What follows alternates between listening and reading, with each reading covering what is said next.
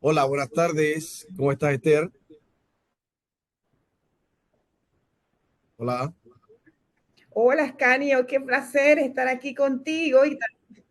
Sí, igual. Mira, estamos aquí acompañados de nuestra compañera Ileana Molo, que es compañera del programa de doctorado, como te mencioné, y estamos cursando una materia. Estamos viendo el tema de ciencias empresariales 2, enfocado en el tema de recursos humanos, la empresa y recursos humanos. Y estamos tocando un tema muy interesante, este módulo, que se trata de coaching.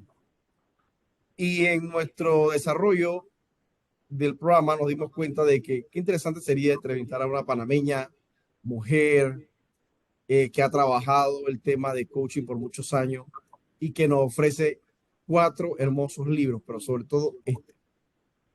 Tu más reciente libro que se llama La Revolución de las 3C, eh, y es efectivamente un libro muy valioso, muy bonito, que nos vas a hablar más adelante, pero que sobre todo queremos trabajar, que nos ayudes a entender el tema de cómo has trabajado, de qué es coaching, su diferencia con la mentoría, el coaching empresarial, el coaching individual y tus experiencias. Lo más enriquecedor aquí va a ser tu experiencia. Pero ¿quién es Esther Sadín? Es una mujer panameña, docente universitaria, escritora. Esther, bienvenida y es un placer estar realmente con nosotros aquí en este momento. La verdad que el placer es mío, Ascanio. Realmente quiero que sepan que Ascanio es un amigo que tenemos más de 10 años de tener esta amistad.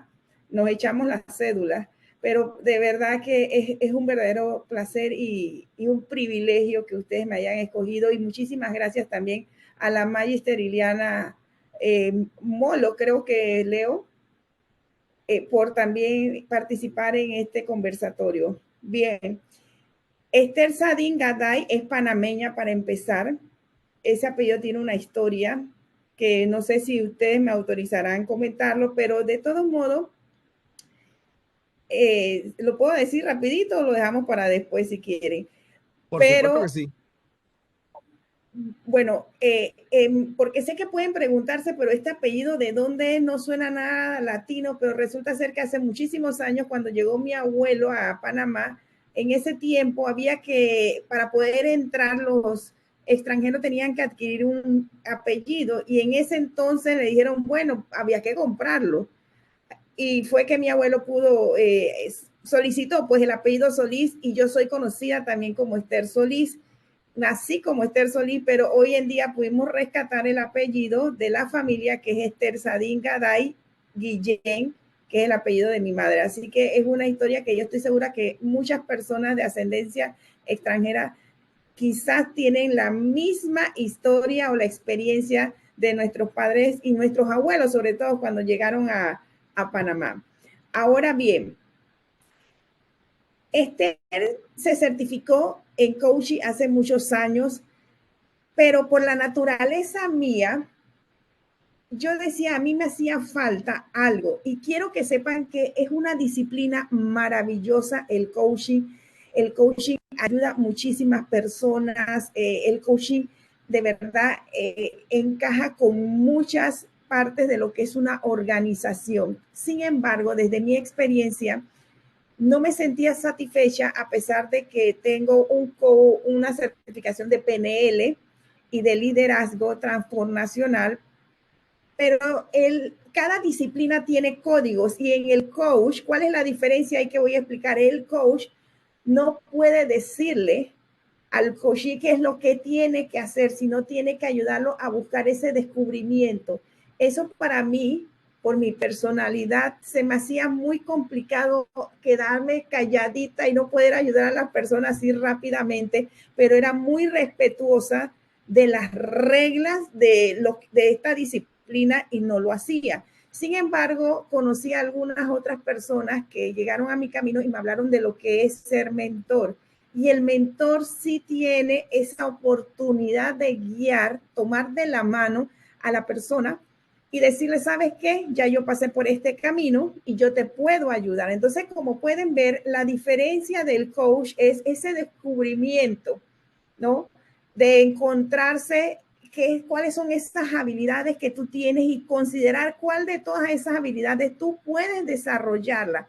Sin embargo, el mentor sí tiene que tener una especialidad donde ahí se va a certificar, que en mi caso es de talento humano, desarrolladora del talento humano y de la interculturalidad, ¿no? Entonces, esa es la diferencia y sobre todo que aquí nosotros los mentores sí podemos ayudar a las personas porque ya hemos transitado ese camino. No obviamos para nada el conocimiento de la persona que nos está buscando.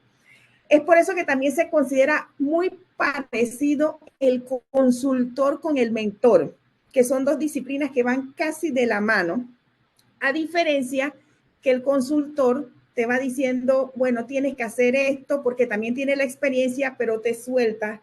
Nosotros los mentores no te soltamos hasta que ese problema o ese desarrollo que tú estás buscando o ese objetivo lo resuelvas y lo alcances. Cuando ya ha culminado ese proceso, es que soltamos inmediatamente a la persona y ya sigue sola. Entonces, como pueden ver, sí hay una gran diferencia. Primero tenemos que estar especializados en un tema. Ustedes van a encontrar mentores de economía, de finanzas, de talento humano, de interculturalidad.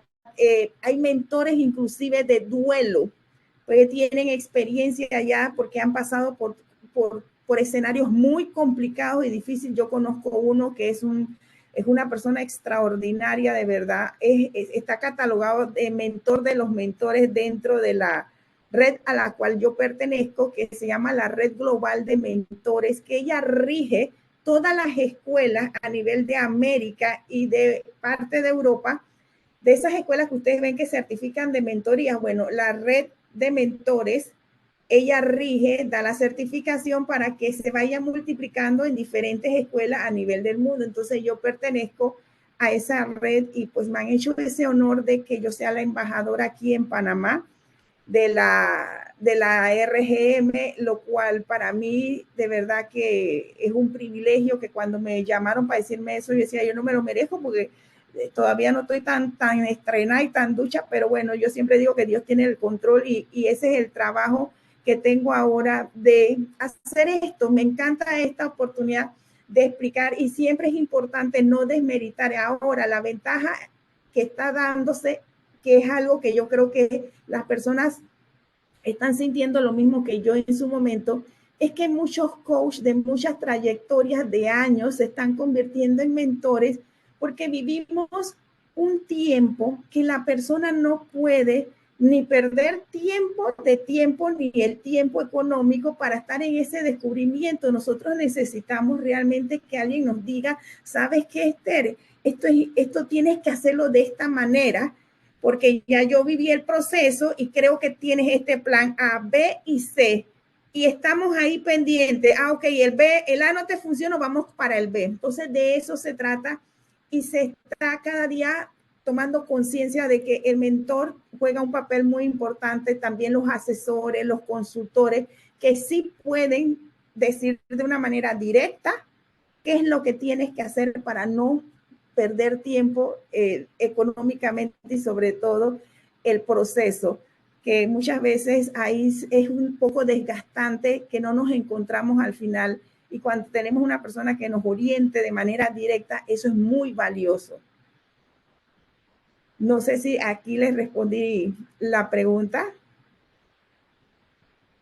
Sí, efectivamente, efectivamente. Y más que una pregunta, me he quedado sin palabras del desarrollo que tiene del tema y tu nivel de compromiso. O sea, se nota, Esther, que disfruta lo que haces, se nota que has tenido resultados positivos en mucha gente. Le voy a dar la palabra a la licenciada Iliana para que te haga unas preguntas. Con mucho gusto. Esther, buenas noches. Yo también me hago eco a este agradecimiento fraternal que te extendemos en la noche de hoy por haber tomado de tu tiempo en acompañarnos y darnos estas orientaciones tan importantes, sobre todo porque nos refleja la parte vivencial de lo que es para ti, pues, el desarrollo de esta gran y admirable profesión, porque Cuando escuchamos la palabra coach, interpretamos emoción, interpretamos entusiasmo, interpretamos que la persona nos transmite su fuerza, su energía y sobre todo este temperamento especial que como seres humanos podemos tener, donde podemos atraer acciones en positivo, ¿no? Entonces, eso es lo que me llama a mí cuando escucho la palabra. Así es que, y cómo nos los has presentado y de la forma que nos has ido explicando lo que significa, pues, ser el coach y a la vez, pues, el rol del mentor, todavía nos permite adentrarnos mucho más en la diferencia de uno y otro y que sin duda uno puede llevar un poco más de experiencia y otro puede ser un poco más dinámico en el ejercicio como tal. Entonces, pues la pregunta estaría encaminada a que pudieras, pues, retroalimentarnos o compartirnos de si una persona puede considerarse coach o necesariamente tiene que estar llevada a cumplir con algunas normas, formar parte de redes globales.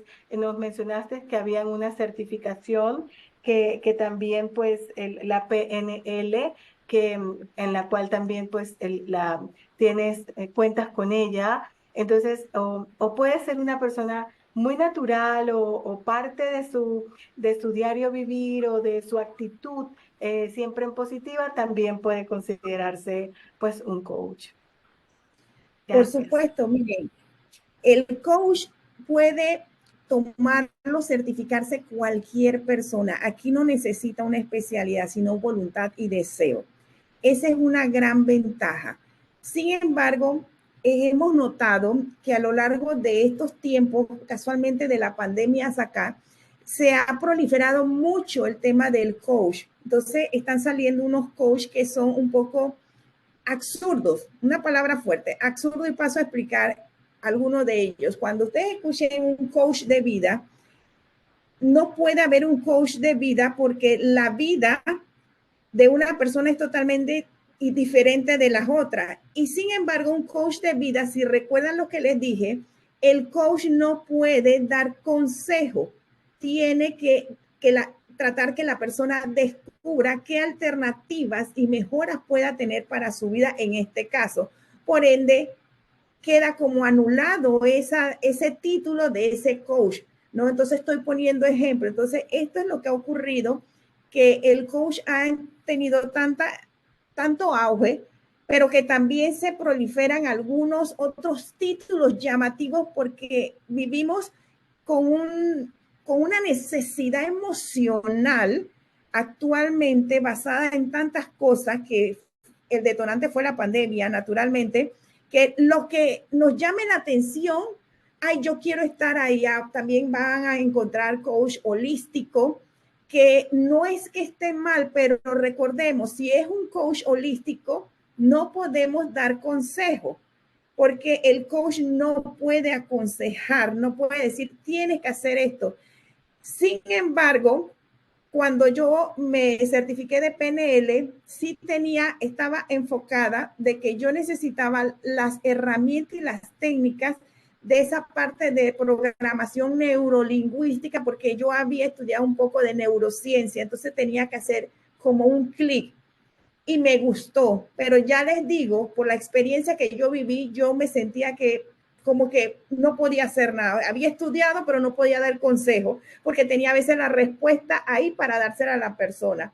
Entonces, me siento feliz porque encontré mi vocación, por llamarlo así, mi propósito, porque ahora, como siempre digo, yo tengo un combo completo porque yo agarro también las técnicas de coach, y que eso es lo que se está haciendo ahora. Los coaches están mentorando y al final hacemos trabajos maravillosos y hermosos. Y destaco nuevamente, no hay mentor de vida, por la sencilla razón de que la vida tuya, la de Ascanio, la mía, son diferentes. Yo no puedo darte un consejo en base al dolor que tú tengas, porque no es correcto. Yo no puedo decirte, Iliana, es que tienes que hacerlo de esta manera, porque aunque, vamos a poner un ejemplo, si hemos tenido un duelo, de una madre o de un padre, sabemos que ese duelo es un proceso normal, que incluso está escrito hasta en la Biblia, y podemos identificarnos en ese dolor,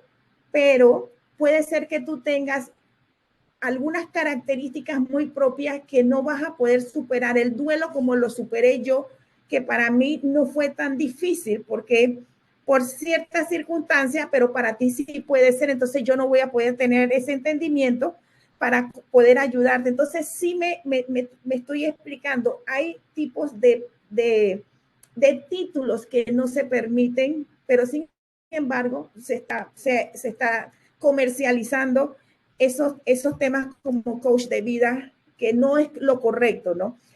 Entonces, hay algo que en lo personal, a nosotros los mentores, y lo digo como experiencia propia, cuando a mí me trabajaron, porque el mentor tiene que despojarse de mucho, pero de mucha vanidad, de mucho egocentrismo, y nos trabaja en la parte mental donde tenemos muchas veces que comprender una acción aunque no sea correcta. Y aquí quiero decir rápidamente un testimonio de uno de nuestros mentores top que tenemos en la red, que él tenía su única hija y su hija fue asesinada por su yerno, por su esposo. Y cuando lo llaman, él no lo podía creer y la forma en que murió fue desgarradora, fue mutilada.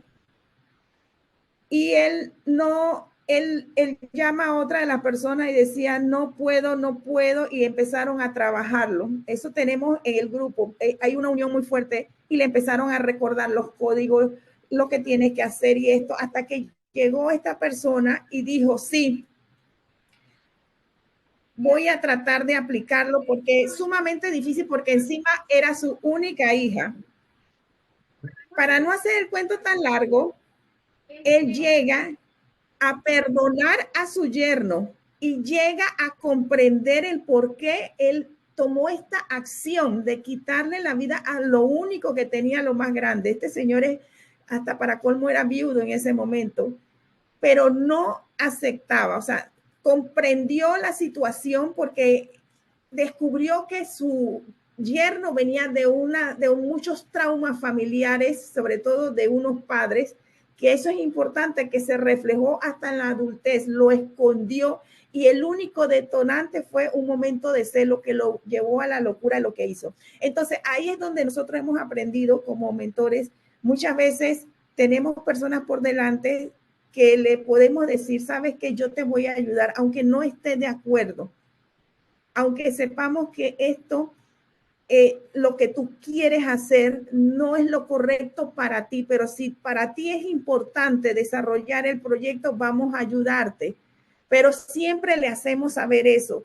A veces también tenemos la opción por tener los valores muy arraigados y no coinciden con la persona que vamos a trabajar y declinamos y explicamos, pero siempre tenemos que dar una explicación. Y lo bonito que quiero aquí es destacar es esa capacidad de comprensión que alcanzamos los mentores, esa capacidad también, en mi caso, que me ha ayudado muchísimo en la parte de recursos humanos, que muchas veces vemos al recurso humano como un número, como un empleado más, y también tenemos que darnos cuenta que es un ser humano que tiene una vida después de las 5 de la tarde. Así y que exigimos que si el contrato dice de 8 a 5, estamos exigiendo que esta persona se quede hasta las 6 por el hecho de que eso demuestra que es un buen trabajador y no, realmente tenemos que soltarlo. Si agarra su cartera o se va a las 5 y 5, pues es normal. Para eso hay un contrato y es esa parte donde nosotros tenemos que hacerle notar a los gerentes, a los CEO o a las cabezas de los negocios que esto es muy importante porque esto es parte de esa flexibilidad que se requiere para que tu personal trabaje a gusto, con confianza, con amor, con un propósito y con sinceridad. Entonces, esos son los primeros pasos que vamos nosotros mostrando y al final se dan ese descubrimiento que empezamos a trabajarle esa capacidad de entendimiento a los gerentes, a los jefes que son más que los líderes que están llevando un negocio, una organización, una entidad. Entonces, esa parte es fundamental, trabajarle esa emoción para que se den cuenta que igual que ellos, él también es un ser humano y que en algún momento él dirá, hombre, ya estoy agotado y quiero levantarme, pero como soy el líder de la empresa, tengo que demostrar, no, usted también puede levantarse a las 5 de la tarde porque ese es su contrato, es un derecho que tienen las personas. Entonces, con esto estoy abarcando el tema de cómo es la capacitación y el desarrollo que nosotros, o la transformación que a veces nosotros tenemos que sufrir, y lo digo basado en mi experiencia que me costó mucho porque a veces yo decía, no, hombre, yo no puedo perdonar. ¿Cómo yo voy a abrazar a una persona que le quitó la vida? O sea, al inicio no entendía hasta que ya ese proceso nos lo van explicando y nos van poniendo ejemplos reales y nos ponen casos para ver cuál es nuestro pensamiento. Y recuerdo cuando yo estaba en la primera parte de la certificación, me dijeron, tuviste 6 malas y esas 6 malas tienes que reflexionar por qué la pusiste así. Y me di cuenta que yo estaba trabajando bajo el ego de que no estoy de acuerdo, o sea, estaba siendo muy severa hasta que aprendí a desprender eso. Entonces, claro, puedo ser, ahí es donde entra la parte de esa humildad. Empiezo primero con la humildad y después digo, ok, ya te expliqué esto, no estoy de acuerdo, pero te deseo lo mejor. Y no quedamos mal, no Claro. quedamos mal. Entonces, es un proceso complicado describirlo tan así, de una manera muy simple como lo estoy haciendo, pero la misma formación es hermosa porque tú estás viendo casos reales y eso te permite tomar conciencia y acción de las cosas. Es que interesante, interesante, Esther. Sabes que cuando te escuchaba, digo, realmente es el reflejo de una experiencia en temas de recursos humanos. De hecho, el libro menciona elementos propios de recursos humanos, como lo es, por ejemplo, la cultura, que es la suma de nuestras experiencias, nuestra crianza, nuestro proceso, todo eso que traemos de la casa, del barrio, de nuestra asociación como niños, etcétera, hasta llegar a la adultez. Es la suma de una serie de procesos. Pero además de eso, no te quedaste ahí. Fuiste al tema del comportamiento. O sea, trabajar en el comportamiento del individuo. Pero fuiste más allá. Lo llevaste también a complementar con el clima en las organizaciones. Es decir, este libro es una herramienta que nos va a permitir comprender, trabajar en los entornos organizacionales generando valor a la gente. Entonces, qué complejo es poder desprenderse de tu individualidad, de las de tus propias áreas de mejora y trabajar en otros sin entrar a un punto de juzgar. ¿Me explico? Porque ninguno de nosotros queremos que nos digan, tú debes ser así o porque tú no eres de otra manera. Pues si me lo dicen amigo, caramba, y resulta que tengo baja tolerancia a la crítica, entonces no lo voy a aceptar. No lo voy a aceptar. Entonces es un proceso de humildad que se requiere. Y dime cómo llegaste allá, cómo llegaste a hacer esta fórmula perfecta de complementar cultura, comportamiento, clima y cómo todo esto lo concatenas en llevar un punto como objetivo que es el éxito global.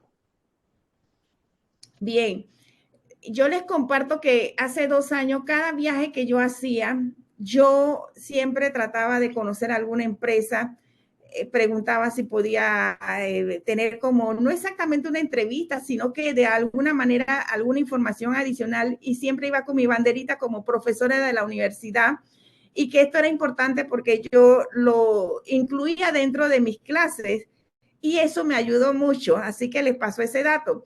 Porque yo siempre le digo a mis estudiantes, no solamente vayan a turistear, también busquen algunas otras opciones, o como esto que me pasó a mí, que empecé a recopilar mucha información y ahí empecé a darme cuenta que sí hay empresas que tienen muy claro la importancia de la cultura, porque ese es el inicio de todo del éxito. Si tú empiezas y estableces el desarrollo de la cultura de una empresa, que no es más que lo que nosotros hemos conocido todo este tiempo, pero lo conocemos de una manera como desclasificada, que es la visión, la misión, los objetivos, o ahora se llaman los valores o las pasiones también, porque se va parafraseando según las tendencias, los reglamentos internos, la marca de la empresa, si vamos a vestirnos con uniforme azul o naranja, cuál es el logo, cuáles son los eslogans, cuáles son nuestras políticas, cuáles son los eslogans que vamos a utilizar, cómo va a ser nuestro producto, el servicio, todo eso entra en la cultura, en los horarios,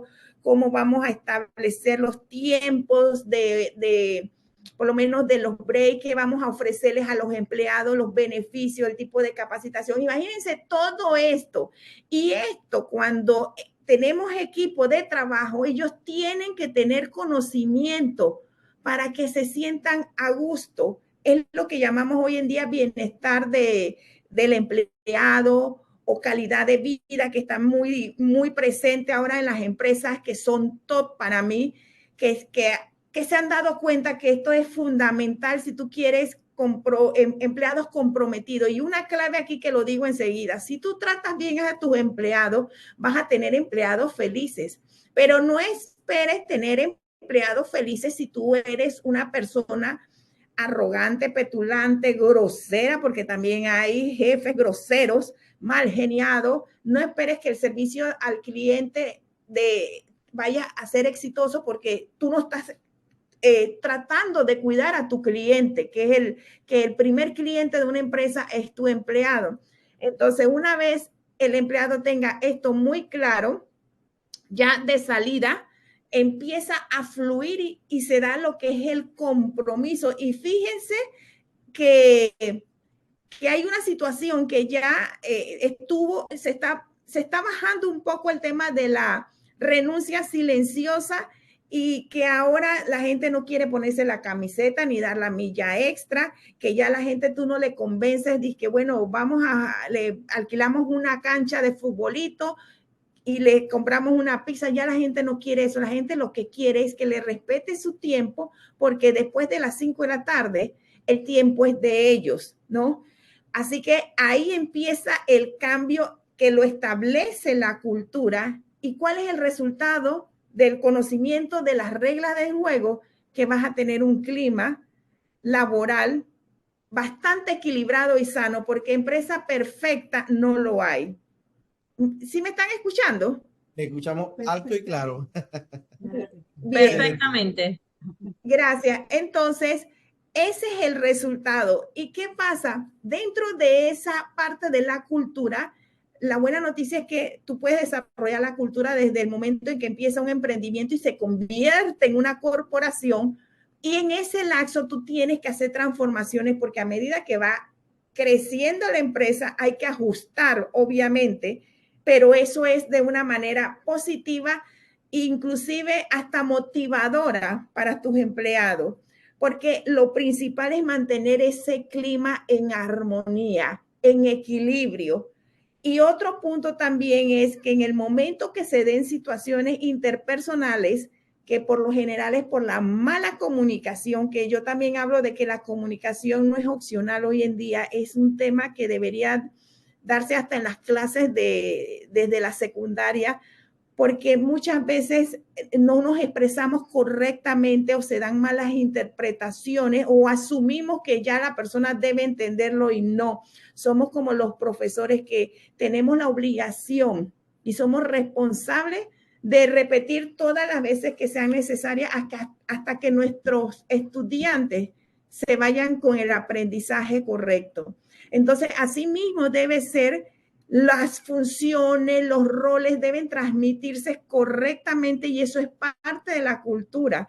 Y dentro de recursos humanos ahora tiene mucho protagonismo y quizás más trabajo, pero es que recursos humanos está involucrado en ese desarrollo de la cultura y ahora se suma también algunos otros departamentos y obviamente siempre está o la junta directiva o los CEO o el gerente general presente en este desarrollo de la cultura o de la transformación.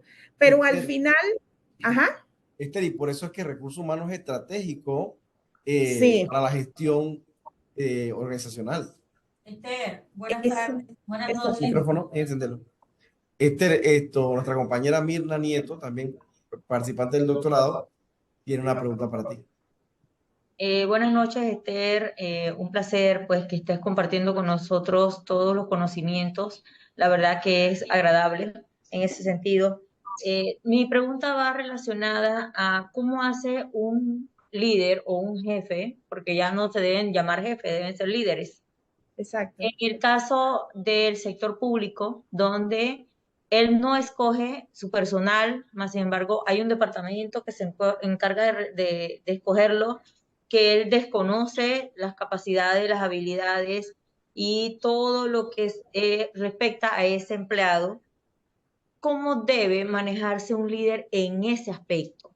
En mi caso, te hablo a título personal, porque soy funcionaria de la Caja del Seguro Social, soy auditora interna, y me pasa que observo dentro del departamento, porque tengo un jefe, que él incluso a veces en ocasiones no sabe y desconoce de que él tiene un funcionario nuevo nombrado, porque le llega en el momento con la resolución, llegó el Departamento de Recursos Humanos, oye, tienes un funcionario nuevo, vino nombrado, y entonces ese jefe debe prepararse, o ese líder debe prepararse desde ese entonces a conocer, para primero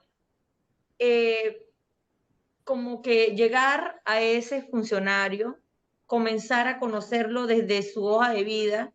Entonces siento que es como un proceso un poco más difícil en ese aspecto, ¿o me equivoco? Mira, la respuesta va a ser bien fuerte.